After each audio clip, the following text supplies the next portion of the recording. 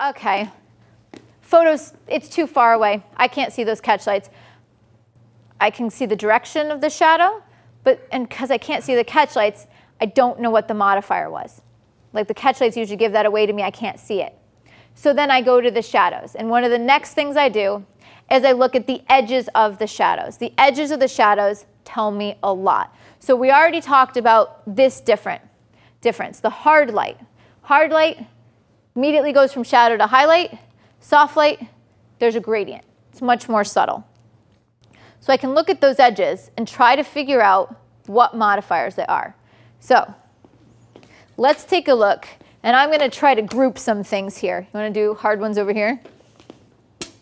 Okay, so I'm going to just sort some modifiers here, and we're going to lay them out, and assuming you have choices over all of these, let's do somewhere here. Okay, so what I'm doing is on this side, on this direction, I'm going with soft modifiers. So I'm going to give you all the descriptions of what modifiers are soft, what would give you a more subtle gradient or transition, and then we'll go all the way to the opposite direction, and then everything in between. All right, what else do we got here? I've got my umbrellas. Okay, perfect. So, and then I do have a beauty dish that I'm going to stick in the mix here. It's nice to have all these toys.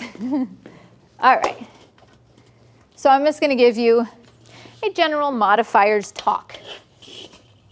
Okay, so this is roughly a layout of things from soft light all the way over to hard or harder light.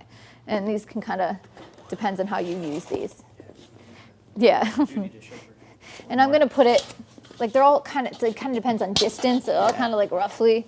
All right, so on the furthest side, if you want the most subtle transition from highlight to shadow, really soft, if you want the texture on the forehead to be very forgiving, if you don't want crisp lines, you want to go for larger modifiers, which would include things like softboxes. It's a 3x4 foot softbox. An octabox, there's 3 foot, there's 5 foot, or an umbrella with a diffuser. An umbrella with a diffuser, this diffusion part makes it softer. So anything that is white in the inside pushes it more in the soft direction. Anything that is silver on the inside pushes it more in the harder direction. Anything that is bigger pushes it more in the soft direction. Anything that is smaller pushes it more in the hard direction. So I've got, these are solidly soft light sources. Then you've got the ones that are like kind of in between. You've got silver umbrella here, a shoot-through white umbrella here, and a beauty dish. These are kind of in between because they've got qualities of both. This is bigger, so it's going to give you a little bit softer. It wraps around, so it's a little bit softer, but it's silver, so it gives you more specularity. It doesn't give, and it gives you a little bit more transition, so it's kind of in between. It's like the shadow highlight transition is subtle, but then you've got a lot of texture to it. A white umbrella for shoot-through, well, this is really small. So a really small light source isn't going to give you that much wrap and that much softness, but if you took a big one of these, like a 7 foot, it's moving it over in this direction towards much, much softer. So size is going to make a difference in the softness. A beauty dish, it's got like, it's kind of got its hand in all of these worlds because it's smaller, so it moves it kind of over in the harder direction. But it's white, so it moves it back over this direction, and it's reflected light. So the light hits this reflective panel and bounces back in, so it moves it over this direction. I use the beauty dish all the time, and this is my little run through of why I use it. It's because I feel like I kind of get the best of both worlds. One of the reasons we like softboxes is larger the light source is relative to the subject, softer the light, it's big, it's diffused. So this is the most forgiving. It's forgiving on bad textures, it's forgiving on wrinkles, it's just nicest to your subject. But it's kind of hard to control. You know, like with that feathering, the light's going everywhere. Or let's say that I want to have crisp Rembrandt light. it's harder to do that because that shadow transition is really subtle. Okay, but if I take a walk all the way over here to the hard light sources, for example, a zoom reflector, it's small, so it's going to give me hard light. It's silver, so it's going to give me hard light. So it's moving over in this direction, but what it's going to do is it's going to show every wrinkle, every blemish, every texture, every hair, everything is going to show with one of these. But man, I can get the most gorgeous razor sharp Rembrandt light, or I can carve out the cheekbones and jawline, and I have a lot of control. But it's crappy on the skin.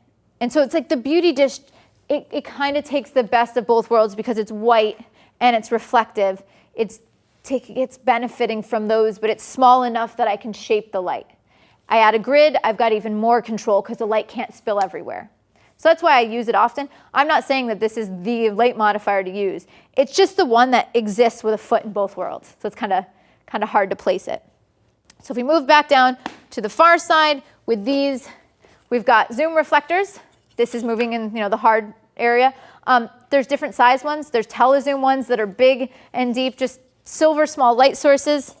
Grids, they're basically going to be the bare bulb, but then they just focus the light, so they're hard. And then your snoot, it's the same thing. It's the bare bulb, but focused. So this is all in the hard realm. So this is giving you kind of your choices when you're looking at a photo. So what you have to ask yourself is, how soft is it? How much is there a transition there? If it's just so subtle, it's got to be real big or real close. And if it's really razor sharp, it's got to be one of these, but is the light focused on the face? So maybe it's a grid or a snoot, or is it spreading everywhere? So maybe it's just a zoom reflector. So this is kind of the realm of them. Feel free if anyone has questions of modifiers they have, if you want to know roughly where it. But again, it also matters how close you have it to decide where it fits in this realm. Yeah. I heard somewhere along the way that you would only use a beauty dish if it was within 2 feet of the subject and further away, there's no point in using it. Is that true? So that's partially true. You have more flexibility than 2 feet. But I would say after 6 feet. So it's going to depend on what you're doing. But at some point, this beauty dish, right now next to you, it's relatively big to your head. But very quickly, it's not relatively big anymore. But I still will use it for full-length shots from 5 to 6 feet away. That's fine. But yes, the concept is there, just the distance makes a difference. I usually probably shoot it right around 3 feet, 2.5, 3 feet. We're going to pop on over here, so just reiterating some of that and talking about soft modifiers. Soft things would be soft boxes, large umbrellas, umbrellas with diffusion, and shoot-through umbrellas. If you've got one of those, that's pushing you in the soft realm. The difference why you would choose one over the other, how the light wraps, and then umbrellas, you don't have much control. So it depends on the setup. So just taking a look, take a look at the shadow transitions with a 3x4 foot as opposed to a 4x6. Like the shadow gets longer because it's not that it's longer, it's a transition. It gets longer from a 4x6. An octabox, like these are all roughly in the same category, but I kept these all the same distance. So notice from a 4x6, how it's a more subtle transition to a 3-foot octabox, it's going to be harder because it's smaller. But it's still, they're the same core pieces, it's just the size. And then here's an umbrella with diffusion. As a side note, I use umbrellas with diffusion all the time, like all the time. If you actually look, if anyone looks at my Instagram, Lindsay Adler _photo, there's several photos that I posted of plus size models, curved subjects the last few days, and they were all shot with large umbrellas with diffusion. So great light source, nice and soft, but I can also control it better than just a regular umbrella. And there's a shoot-through umbrella, nice and soft. So hard modifiers, on the other hand, would be things like zoom reflectors, telezoom reflectors, snoots, and grids. And then you have your in-betweens over there. So that would be bare head. See how razor sharp that is. Zoom reflector, not quite as razor sharp, but man, it's pretty close. You wouldn't probably be able to tell if you couldn't see the catch light which one it is. It's just a matter of how focused the beam is. And you've got snoot, but the giveaway for the snoot is what the background does and how the light focuses around the face. Still a razor sharp one. Yeah. What if you wanted to get a really razor sharp kind of lighting pattern. So like you'd be using one of the zoom reflectors, but you want to get a square catch light that you would get. Is that possible to John mix it up? Cornicello. Mask off a reflector. You can, cut a cardboard mask of a square. That's true. 'Cause cinefoil too. Or cinefoil, yeah, because there's some soft boxes come with square masks to give that, or a round mask, so you can change the shape with a mask. Okay. And for those of you who don't know what cinefoil is black tinfoil that is intended to be used with strobes or intended to be using for lighting purposes. So it's basically a way to block off light directly on the light without worrying about it catching on fire. So if I wanted to, in your example, change the shape of the catch light, I could put cinefoil here, but if I just used duct tape, masking tape, it'll melt, it'll mess things up, or cardboard, because I did cardboard once and I caught stuff on fire. So this is what cinefoil is right here. So and you can get it from B&H. Cut a square in that and put it over the... Exactly, or just tape it, cut strips and tape it over. Works perfect. You can get it from B&H, but that's also, again, theater supply, that kind of stuff. I also will use that if I only have a zoom reflector, but I want light that kind of looks like a snoot, because then I can take some of that, turn it into a snoot to focus the beam more. Or if there's a highlight I don't like, I'll use that as a flag off of the background. Or if there's a bright highlight in the forehead, sometimes with people it's just the way you place the light, you raised it up, but they just have a shiny forehead here and it's just too bright. You can actually put a piece of cinefoil in between them and the forehead and the light, and it will just darken down the forehead a little bit. Yeah, so, yeah. And then he's got these, what do you call these clips? Multi-clips. Multi-clips. So you can clip these onto the side of the light and then narrow the beam of light, or you could, block it off. Barn doors, I hope to have a sample later. I don't know if they came in yet. Don't know. Yeah, me neither. No? Dun, dun, dun. Okay, so barn doors are one other thing that we'll talk about real quick for quality of light, but we'll eventually get to this for backlights. Two most common background or rim lights. Most common rim lights are going to be strip softboxes, zoom reflectors, or barn doors. And these attach to the side, and then you can open and close the beam so you can narrow it down to like the tiniest of highlight. You can use one of these on the face, have the barn door, and narrow it down so you have a strip of light across the face. I just know, since this is so brutal, I can get my focus light, but I'm going to have to retouch. Like just so you know, when I think about it, I've got plenty of shots where it is just like the narrowest of beams, but it showed every pore and every blemish and every texture. So I retouch it, and then it looks perfect and dramatic. I'm going to save that one for later because I touch on that one. Thank you. All right, so let's take a look here. The distance affecting hardness. So one more time. Watching that forehead shadow, right? So that's another thing that could be a giveaway. Harder shadows from the nose. So that's what I'm looking at too. It's like, all right, I'm looking at the shadows from the cheek to figure out if it's hard or soft. Shadow from the nose, shadow underneath the neck, and then I'm looking at the highlights on the forehead, the nose, or the cheek. That's like how I'm saying, all right, let's take a look. Is this a hard light or a soft light or something in between? Okay. Next part of this. So I'm going to run through my questions again. Okay, so I do the whole catch light thing. All right, how many are there? Where are they in the eye? Are there multiple? Is one high? Is one low? If it's high up, how small is it? How high up might that light be?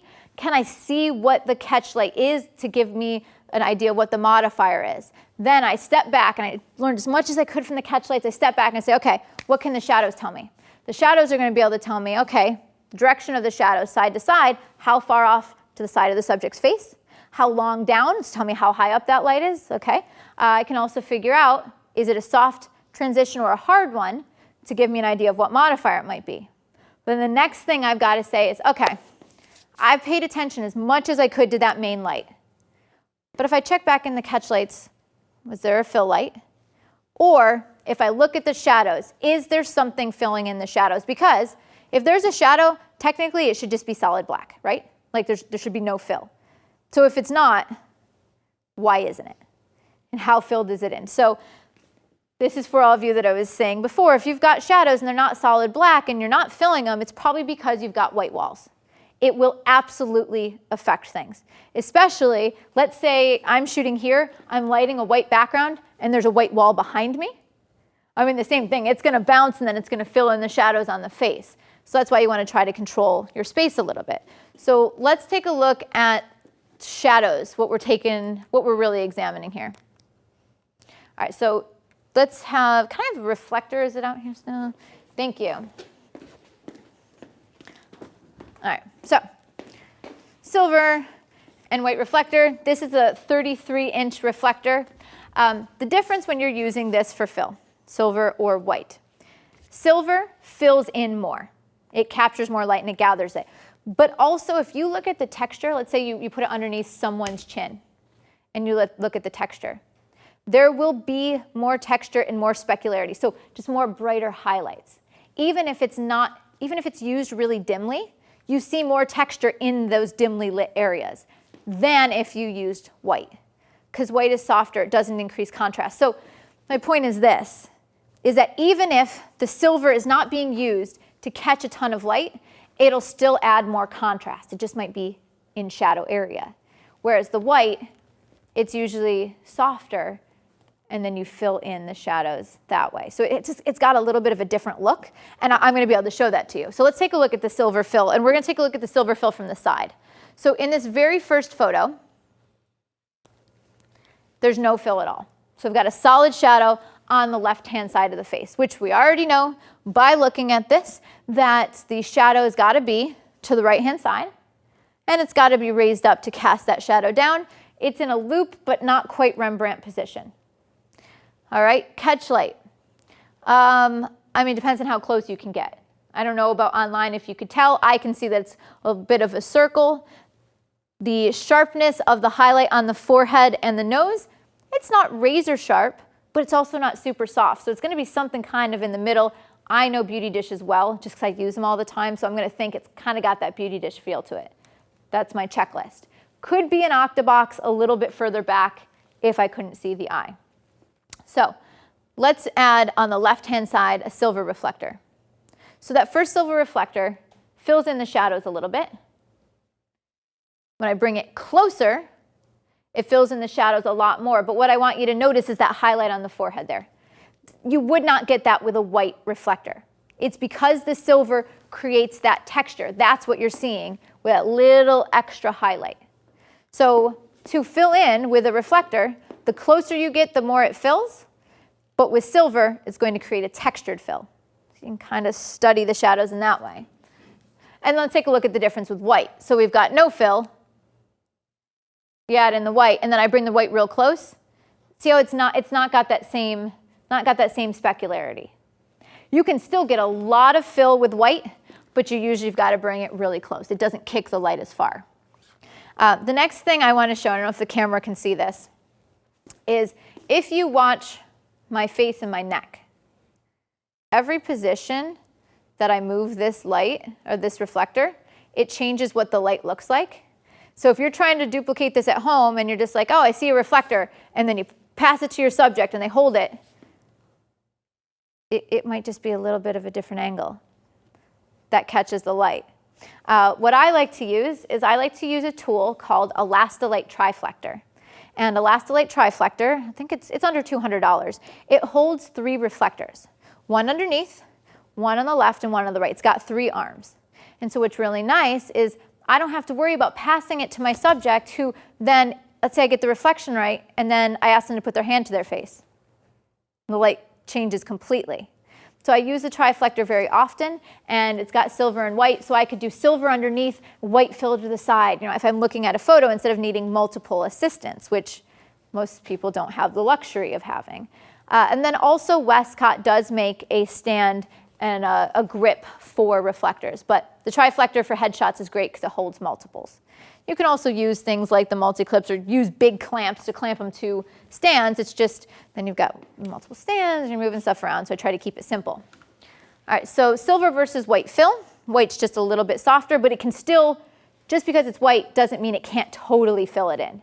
It doesn't really affect the strength. It's a matter of the texture, the way that it looks. So just taking a look here at the difference of, that silver is just giving me more specularity.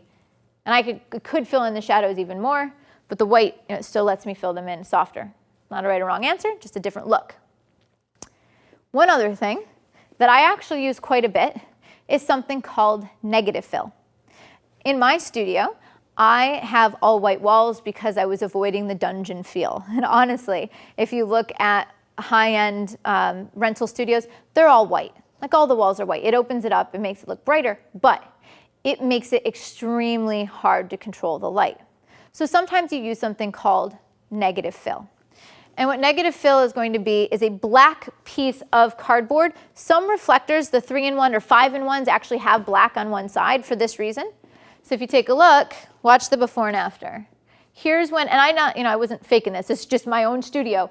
The wall that is to the left of the frame is it's still a good 10 feet away. Like it's far, but watch when I add the black foam core in the way. It makes it significantly darker. So sometimes if you're looking for that drama, you actually use black foam core. So John, you want a negative fill? And I'm like, okay. He's like, you bring it in nice and close. That's it. That's all you're doing. You're just blocking the light from bouncing around. What I like to do is I like to actually use negative fill with natural light.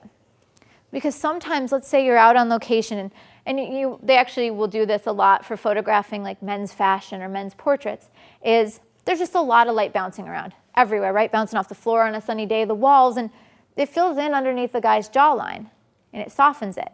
And maybe you want a little bit more definition, so they'll actually put a black reflector underneath the chin, and it brings the shadows back and just carves out that jaw a little bit more. What I like to do is I like to face my subjects towards a window. So in this case, I would be the subject. I'm faced towards the window light, so it's streaming in and illuminating me. And then now let's say I'm the photographer.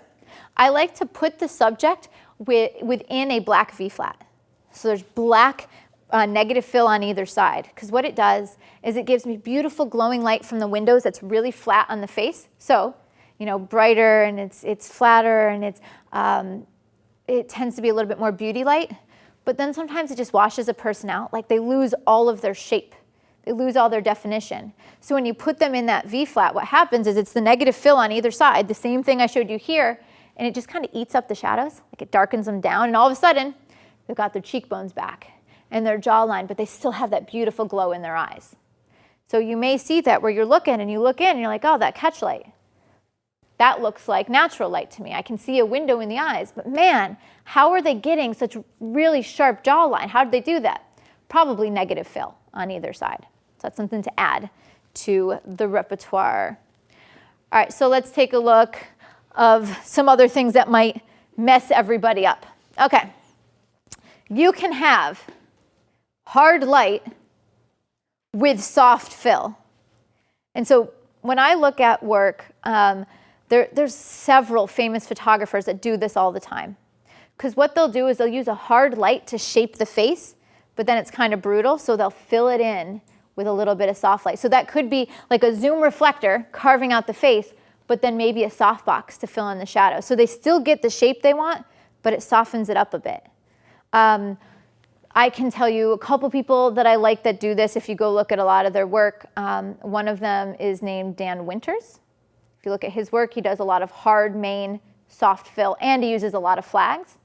Another one is Chris Knight. If you look at his photos, hard main light, soft fill, you'll see it over and over again because they can use that main light to carve out the cheekbones, the jawline, get Rembrandt light, whatever it is, and then use a big soft light source, really dim, just to fill in those shadows. So look at their work if you want to see a more refined way to do it. I'm just going to show you kind of the teaching slide so you can see my point. Here's an example where I'm just going to use reflector. So you've got super hard light, and it is Rembrandt light. It's a hard light, so I would think that's razor sharp, but the light's kind of going everywhere. I can see it on the background, so I'm going to think it's probably in the zoom reflector, tele-zoom reflector range. And there's no fill. But I could add white fill to it. So you get this weird, like, it's still hard light, but then the shadow's not super dark. So you've got to kind of look for those things. And can you see the texture in the shadows? Is it soft, maybe filled in by white? Is it more textured, maybe silver? Or did they use another modifier? And usually if they used another modifier to fill in those shadows, usually you can see it somewhere in the eye. Like you can see some catch light. So that's your giveaway that it was another light source instead of a reflector. So that would be hard light, but with a soft white fill. So you got to kind of train your eye to realize light can be hard and soft at the same time. It can be both of the things combined together. So here's soft light, and then with a white fill. So like they're just very, very different looks. All right, we'll keep popping in through the shadows of a couple things I'm looking at. So you can have your fill from your left or your right, but you can also have it from underneath. And so if you can see the catch lights, you can see if it's silver, if it's white, whatever, but sometimes you can't see the catch lights. And so bottom fill, this was with no fill. Let's go back. No fill. Okay, no fill. And then here is when I've added silver. Okay, here's the giveaways for silver. First of all, you can see it in the catch lights. Let's say you can't see the catch lights. The next giveaway to me is a lot of times when they use silver, it completely gets rid of the shadows, or see the texture under the neck? There's texture on the neck, and sometimes the chin is bright. White won't do the same thing. White won't give you as much texture underneath, and it'll be softer on the chin. So let's pop over to the white. See, that's not the same thing. It's the silver, just it completely eliminates shadows. And here it's actually casting a shadow from the lips because it's so strong. White, much more subtle, doesn't fill in quite as much. So that's kind of my giveaways if I can't see the catch lights. All right, so I'm going to pause for a second. John, will you help me move some of this stuff just out a bit, and then we'll do some demos. So let me see if there are any questions, and I'm going to grab a drink. Cool. Yeah, what was the name of the tri-reflector holder? Yeah, again? that one is called a Lastolite Triflector. Okay. They did sell them at B&H. I don't know if they're still there, but they're around. Cool. Lastolite. How can you tell the difference between the lighting, between the actual lighting and like a dodge and burn tool used in post? Okay, so the What do you look question for? really is saying you can fake stuff in Photoshop. So how can you tell? Yeah. Here's the thing. Later on at the very end, I'll show you some examples of Photoshop making it complicated. And the answer is you can't always tell. Okay. Usually if you can see the catch lights, you can tell because they're usually not going to move the catch lights. You can see if they change the shape. If they're not a good retoucher, like not good at it, you'll be able to tell instantly. But the really good ones, they can completely change the direction of light on a subject. And then the point of that is, if you're trying to emulate them, you better learn retouching. So it's like, you just got to identify what's retouching and what's not. Mm-hmm. Okay, I'm going to ask another one. For Sure. rim or hair light, is a hard light source or a soft light source better? I seem to struggle with rim hair light. So we're going to do rim light in the next section. Okay. Just so you guys, so everyone knows, when we come back in the next section, it'll be rim lights, background lights, and then I'm going to talk about natural light. And then we're going to talk about complications, the things that mess all this whole theory up, like unique modifiers and retouching, and the things that can trick you so that you try not to be tricked. And then in the very end, we'll do a bunch of setups where you can piece it apart. The answer to that is neither or both. It could be depending on what you're trying to achieve. So the question I asked in the beginning, what are you trying to achieve? Dark and dramatic, maybe you want a razor sharp hair light, which would be great to have barn doors, something a little bit harder. Whereas if you're going for soft and glowing and high key, maybe something from a softbox would be more appropriate. So either.